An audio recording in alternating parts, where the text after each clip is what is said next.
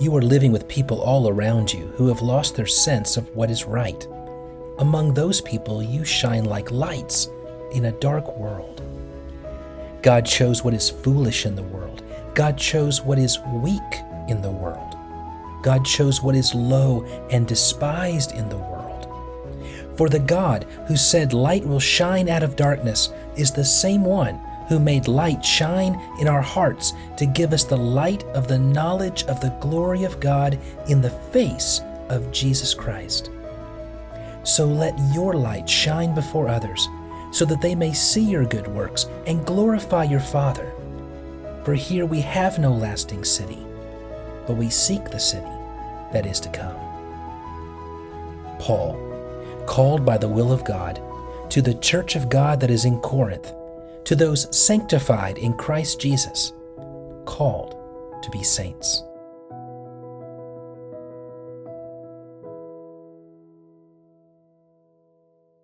Thank you, Brother Chance. Thank you, Brother Winberry. Thank you, Brother Rodich. And thank you all for being here this morning. It is a beautiful day outside. In fact, it's a beautiful day in this neighborhood. A beautiful day for a neighbor. Won't you be mine? Could you be mine? It's a wonderful day in this beauty wood, a beautiful day for a beauty. I got that all wrong. Won't you be mine? Could you be mine? I have always wanted to have a neighbor just like you. I've always wanted to live in the neighborhood with you, so let's make the most of this.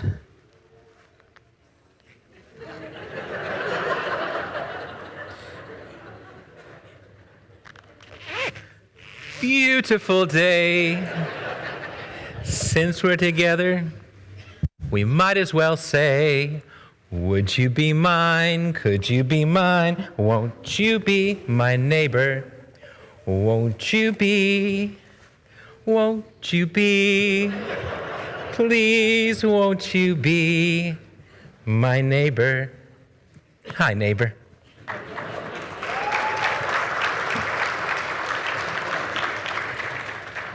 Did you see what I brought in here today? Many people may call this a rock. When it's really big, we call it a boulder. This is sort of in between, but we'll call it a rock. You know, rocks can be used for all kinds of things. You can use rocks to hold down paper, like a paperweight. You can put it down on the ground and keep a door open. But sometimes, rocks can come between us. They can separate us. When two people live next door to each other, we call them neighbors. That means my yard is right next to his yard. They're right next to each other. And one way you can know where my yard stops and his yard begins is by looking for a fence or a wall. Do you have a fence or a wall in your backyard? Maybe it's made out of wire. Maybe it's made out of long strips of wood. In the olden days, when two neighbors wanted to separate the yards and know where one yard begins and the other yard ends, they would use rocks like this one. They'd build a stone wall. And they'd lay these stones right next to each other, and they would keep stacking them all the way up really high until you couldn't even see your neighbor anymore. I can think of some good reasons to build a wall. They can protect you and make you feel safe. Walls are good for that. But did you know that walls can hurt people? My friend Robert taught me that. His name is Robert Frost. Have you ever heard of him? 100 years ago, he wrote a poem called Mending Wall. And in that poem, he noticed that the walls of rocks that came between him and his neighbor, the whole thing was falling apart. And he didn't think they needed the wall at all. After all, he said, my apple trees will never go into your yard, and your pine trees will never come into my yard. Why do we need this big wall between us? Well, because, his neighbor said to him, good fences make good neighbors. In fact, he liked that line so well, he says it 3 times in the poem. He learned it from his daddy. Good fences make good neighbors. But do you know what my friend Robert thinks about that? He doesn't like that at all. Robert thinks to himself, before I built a wall, I'd ask to know what it was that I was walling in or walling out, and to whom I was like to give offense. Can you see how it all depends? I heard a politician say, build that wall. And another politician 40 years ago said, tear down that wall. I think my friend Robert is asking us a question, not about good fences and good neighbors or bad fences and bad neighbors. The question is this: do fences make neighbors? When 2 people can't get along, one way of expressing that is to say, there's something between us. When Jesus died, he made it possible for Jews and Gentiles to be part of the same group or body. They could find a home together. And do you remember how the Bible describes that? It's in Ephesians chapter 2. The text says, he made us both one by breaking down the dividing wall of hostility. Maybe that's why my friend Robert included in his poem these words: something there is that doesn't like a wall, that wants it down. For the last 7 weeks, we've laid out Paul's vision, his 7 lenses. We've seen that for Paul, thinking Christianly in our everyday lives means asking, okay, what will this look like? When I'm done with this activity, this ethical question that I'm trying to answer, when I'm done, what will they say about God, about the body, about the Spirit? What will they say? What will they know about our hope? Am I living these 7 things out in the way I answer these questions? And today we begin to apply them to the pesky problems in Corinth. But did you know that just about all of them come down to this line: sometimes we love a wall. How could these Corinthian Christians treat their bodies so disrespectfully? Well, easy. They built a wall between their physical bodies and their spiritual existence. If my soul is good with God, who cares what I do with my body? That's what they were saying. How could these Christians treat their marriages so poorly, neglect the needs of their wives and husbands, and commit adultery without even batting an eye? Well, that's easy. They built a wall right down the middle of their marriage between their own selfish desires and the desires of their spouse. How could the rich and well-to-do be so flippant about the Lord's Supper?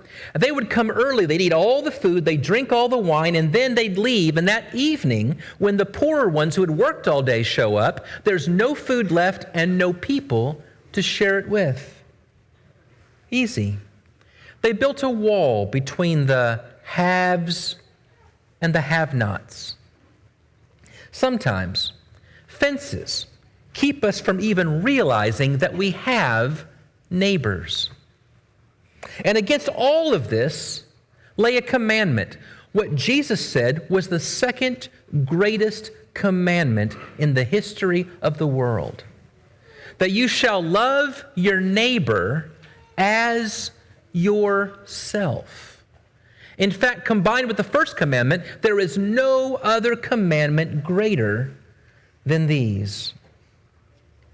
You see, walls are made up of rocks and wood, but love builds up people and neighbors. So this morning, in our first foray into the particular sins of Corinth, we want to consider how Christians should treat their neighbors. Not just your non-Christian neighbors, that, of course, is included, but also how you treat your Christian neighbors when non-Christians are watching. How we treat other people says so much about what we believe. It says something about kingdom values. And when it comes to how we treat people who live next door, are we building fences or are we building neighbors? The whole world's watching. You shine like lights in a dark world, whether you want to or not. So let your light shine before others, that they may see your good works and glorify your Father who is in heaven. So which is it? In our own lives, do we value good fences or being good neighbors? Paul has 3 things to say about this, and here's the first one. If you want to be a good neighbor, says Paul, you have to first actually be a neighbor. It's part of the definition. You have to live among them. Now, it's very easy to build a case that says I don't have to live among them. It's not that hard to think of some Bible verses you could string together. Think about this one. Bad company corrupts good morals. You know where you heard that? In the New Testament. You know who said that? The Apostle Paul. How about this one? Come out from among them and be separate. That's from the Old Testament, but it gets quoted again in the New Testament. Guess by who? Paul. How about this one? Don't even eat with someone who is living immoral. That's Paul also in 1 Corinthians. So if you're confused by this first point, you're in good company. So were the Corinthian Christians. They were confused. You see, Paul had written a letter earlier, and he had said all those things and more. And they thought that what that means is, I guess we need to silo ourselves away and to only live in communities where everybody thinks like me. But that's not right. It was Jesus our Lord who taught us to value every human being as having incomparable value and worth. It's why prostitutes and tax collectors flocked to his lunch table. It's why he was called a wine bibber and a glutton. That's just King James language for he's somebody who likes to party with the wrong kinds of people. That's what people said about him. He refused to condemn one caught in the very act of adultery. He was accused of being all kinds of things, including a friend to sinners. And this was for a very important reason. People don't care how much you know until they know how much you care. And Jesus said on another occasion, I wasn't called to the righteous, I was called to the unrighteous. And I wasn't called to the healthy, I was called to the sick. To avoid living with, around, and among hurting people who don't know Jesus would be like doctors who avoid hospitals. We're called to make a difference in the world. I want you to think about what that means. We're called to go and do likewise, to be his hands and feet in the world, and that requires living among them. Listen to Paul in 1 Corinthians chapter 5, beginning in verse 9. I wrote to you in my letter not to associate with sexually immoral people, but I didn't at all mean the sexually immoral of this world, or the greedy and the swindlers or idolaters, since then you would need to go out of the world. Paul says, when I told you that bad company corrupts good morals, that it's important to think about the company you keep, I was talking about your closest confidants and the church people whose lives you support, and you announce by doing so that this is what you believe. I wasn't talking about only buying houses in Christian neighborhoods, and only shopping at stores run by church members, and only going places where everybody believes the same as you. Paul warns us repeatedly against living a depraved lifestyle, but he calls for us to be a sweet-smelling aroma around people who need to smell it. We're called to be a light on a hill for people who need to see it. We're called to be taste-saving salts for people who need to taste it. Paul lived among tent makers and stagehands, reading their works, citing their poems, rubbing shoulders with them in the marketplace, and eating at tables with them. But Paul says more than, don't try to avoid all people who live less than ideal lives. He goes further. He talks about our attitude towards them. Look at the next part. For what have I to do with judging outsiders? Is it not those inside the church whom you are to judge? God judges the outsiders. Did you catch that?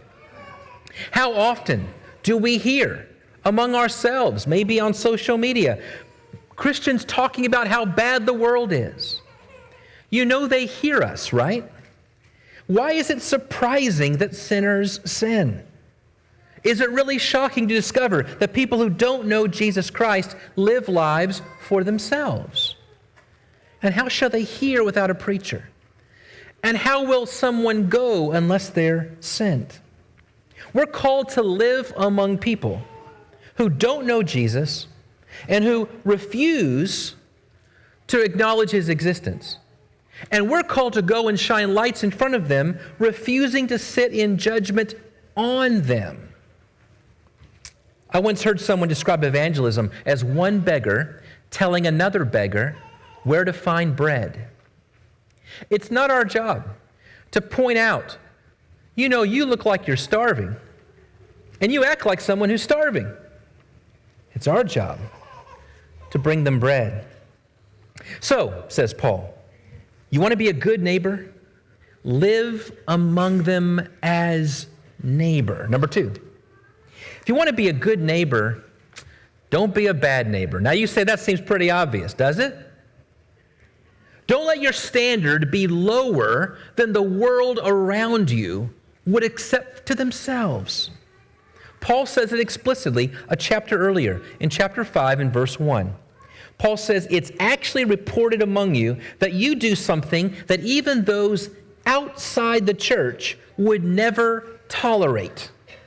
You know what it was? It was a case of incest, and everybody seemed real proud of it. He was saying, you've got a real problem when the moral standard of the church is lower than the moral standard of the world around you. Well, he still has that in mind when he gets to chapter 6. He says, when one of you has a grievance against another, does he dare go to law before the unrighteous instead of the saints? Or do you not know that the saints will judge the world? And if the world is to be judged by you, are you incompetent to try trivial cases? Do you not know that we're to judge angels? How much more matters pertaining to this life? So if you have such cases, why do you lay them before those who have no standing in the church? I say this to your shame. Can it be that there's no one among you wise enough to settle a dispute between the brothers? But brother goes to law against brother, and that before unbelievers, you yourselves wrong and defraud even your own brothers. Look, Paul is outraged. He's outraged because they are taking their own brothers and dragging them to a Roman court. Now, why would they do that? This wasn't a criminal procedure. This is civil litigation. This is a land deal. This is business dealings.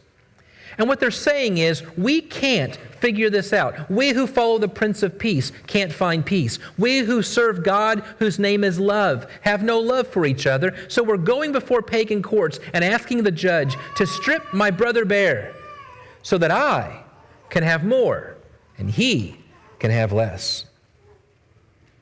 Paul says, you bring your case before the unrighteous. Now, yes, he means non-Christians, but I think he's going further than that. The law courts were known at the time to be the kind of place that would serve the needs of the rich and well-to-do.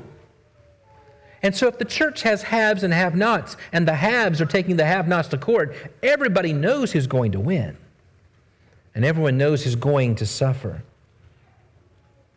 I have a good friend who's a lawyer. He's also a Christian, believe it or not. His name is Steve McClelland. Steve and I were talking this week, and I said, help me understand this text. What do you see as a lawyer? He said, what I see is a truth. And I said, what's the truth? He said, lawsuits are always sad affairs. And he said, I'll tell you something else. I've never known taking someone to court to make things better between two people. He said, now I think the law is there for a reason, and I serve the law. And I understand the world we live in and what we have to do. But if there were a people who made it their mission to live out of peace and love and hope, and could settle their disputes in ways that didn't require someone being told, I'm taking from you to give to them, what a powerful witness that would be in the world. He said, one thing I do, the very few lawyers I know do, is I desperately talk my clients out of going to court. I tell them why lawsuits are a bad idea. Because I'm a Christian first.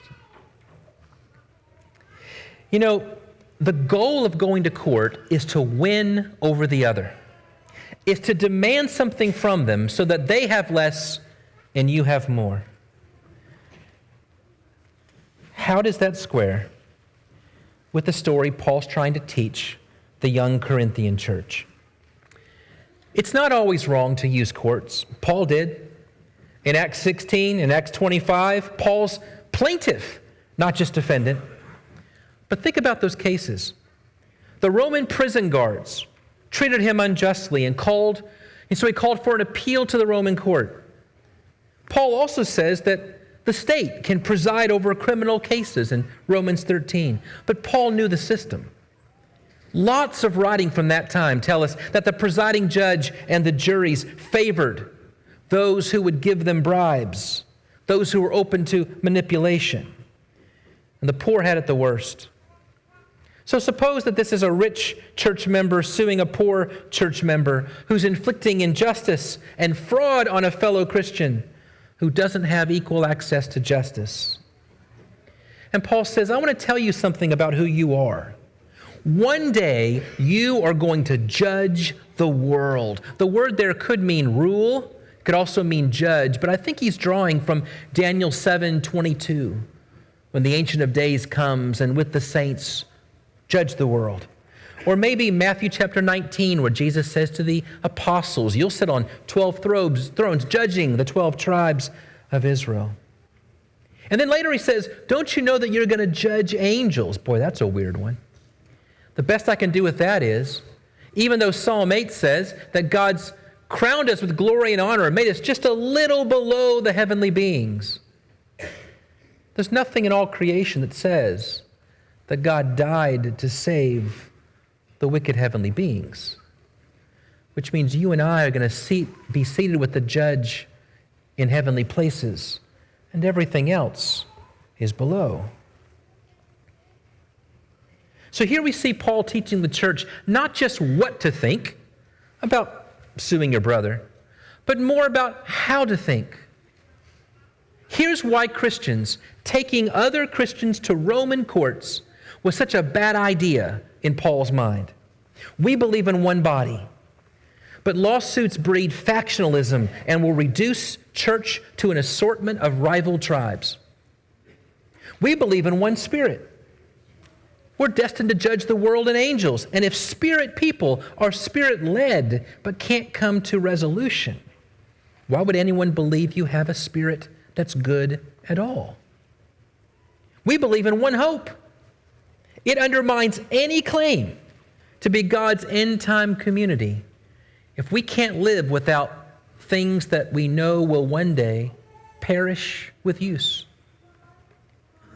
We believe in one Lord, the Lord who settles all disputes, the Lord who is final judge.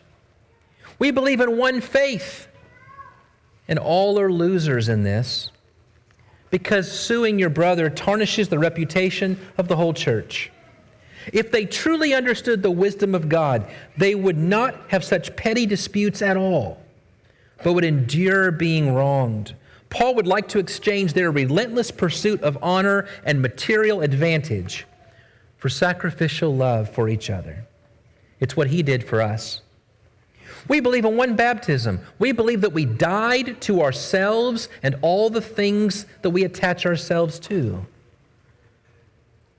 So why do we go to the unwashed, the unsanctified, the unjustified, and ask them, how do we bring about peace and love and harmony among ourselves?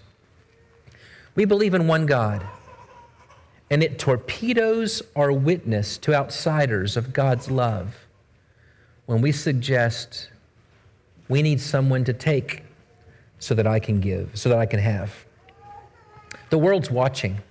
They're watching how we treat them. They're watching how we treat each other.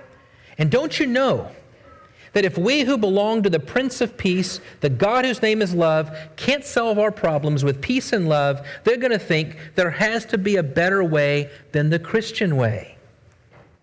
So don't be a bad neighbor.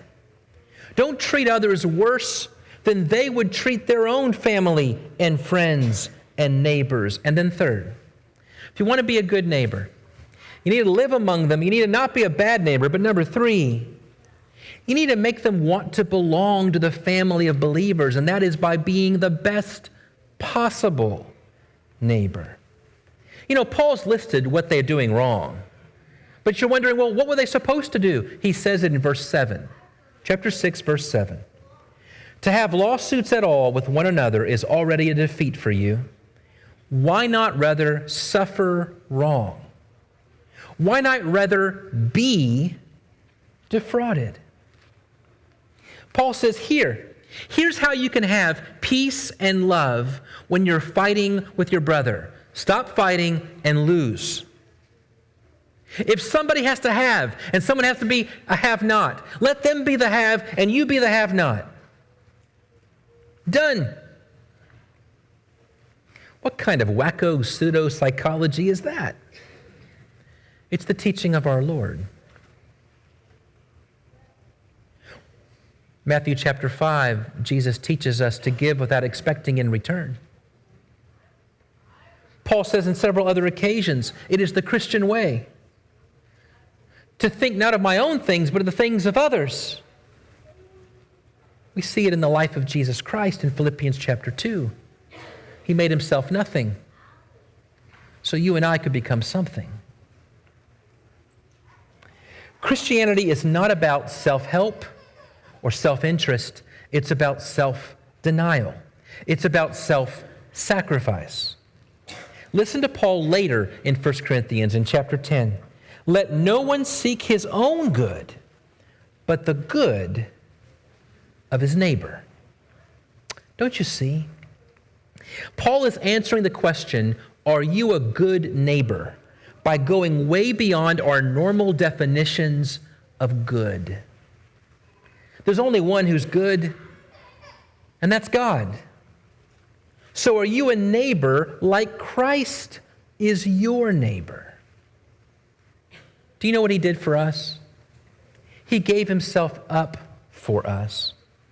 The good shepherd lays down his life for his sheep, and the good neighbor does the same. Taking your brother to a pagan court was just the example that Paul was using. But what we're learning is trying to squeeze something out and demand from others is the exact opposite of sacrificial love.